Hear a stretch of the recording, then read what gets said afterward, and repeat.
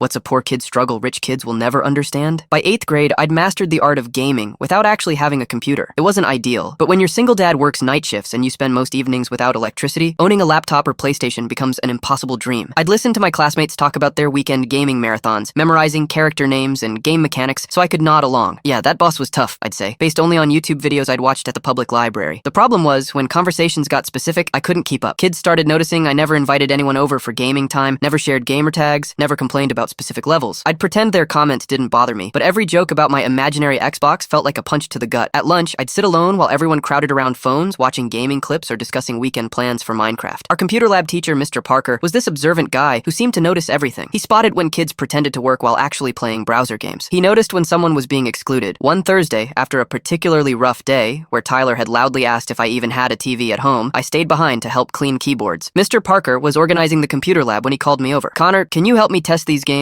The school just got a STEM grant," he explained, pointing to several educational gaming programs. "I need to make sure they work before class tomorrow." As I tested the programs, Mr. Parker casually mentioned, "You know, I keep the lab open during lunch on Tuesdays and Thursdays. Some kids prefer gaming here rather than the cafeteria chaos." I didn't respond, just nodded. "Actually," he continued, "I have this old gaming laptop that the school was going to surplus. It runs a bit slow for the newer programs, but it's perfectly good for most games. I was thinking of starting a gaming club where students could borrow equipment." In the storage closet, he pulled out a laptop that looked practically new to me. "Why don't you test this one at home? Make sure it can run basic games? The school doesn't need it back until I file the paperwork, which might take, a while." The first time I played an actual game that wasn't on a library computer with a 30-minute time limit, I almost cried. The laptop had several games already installed. It wasn't the latest hardware, but to me, it was magic. I protected that laptop like it was made of glass. I only turned it on when we had electricity, rationing my gaming hours like they were precious stones. When our power was out, I was memorizing controls and strategies. Mr. Parker never officially started that gaming club, but somehow, every few months, he'd ask me to test something new. "The school got a donation," he'd explain, handing me a flash drive with newer games. Or, "Can you make sure this controller works with the laptop?" After a semester of actually understanding gaming references, the bullying faded. I could genuinely contribute to conversations, even if my gaming sessions were carefully planned around our electric bill. One day, Tyler asked about my gamer tag, genuinely interested in playing together online. I made up an excuse about strict internet rules at home. What I didn't say was that we didn't have internet at all. The next day, Mr. Parker casually mentioned, "You know, the school Wi-Fi extends pretty far. If you ever need to sit outside after hours for a school project, the guest network password is posted on the bulletin board." I never told anyone that I played online games sitting on the school steps until the janitor left at 8 p.m. Years later, when I could finally afford my own setup, I sent Mr. Parker a thank you note. He responded with just one line: "Some equipment isn't in the budget, but everyone deserves to be included."